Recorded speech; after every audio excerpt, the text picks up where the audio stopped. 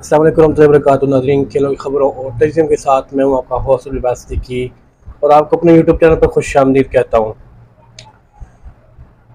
नाज़रीन, क्रिकेट की दुनिया में कुछ खिलाड़ी सिर्फ अपने खेल से नहीं बल्कि अपने किरदार, आज़ी और शख्सियत से भी हमेशा याद रखे जाते हैं। हाशिम आमला एक ऐसा ही नाम है। आज हम आपको बताएंगे जनूबी अफ्रीका के अजीम खिलाड़ी, मुसलमान खिलाड़ी हाशिम आमला की कहानी, उनके बचपन से लेकर रिटायरमेंट तक। हाशिम आमला 31 मार्च 1983 को डरबन, जनूबी अफ्रीका में पैदा हुए। इनका ताल्लुक एक भारतीय नस्ल मुसलमान ख़ानदान से है। उनके वालिद डॉक्टर थे और क्रिकेट के बहुत शौकीन थे। आमला के बड़े भाई अहमद आमला भी फर्स्ट क्लास क्रिकेटर रहे और यही वजह है कि हाशिम आमला ने बचपन ही से क्रिकेट को अपना ख्वाब बनाया। आमला ने अपनी स्कूलिंग डरबन में की और graduation senate David mist college से की। क्रिकेट में इनकी काबिलियत इतनी नुमाया थी कि इन्हें फर्स्ट क्लास क्रिकेट खेलने का मौका मिल गया।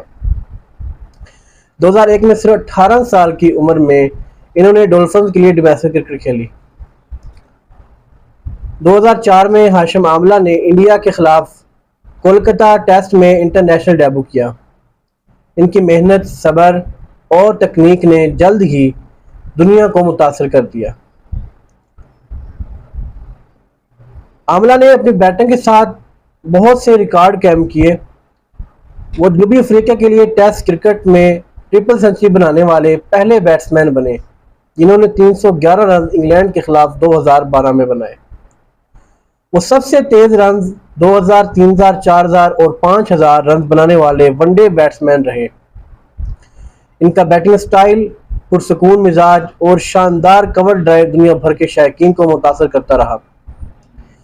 इनके करियर में 124 टेस्ट मैचों में 9282 रन और 181 वनडे मैचों में 8183 रन शामिल हैं।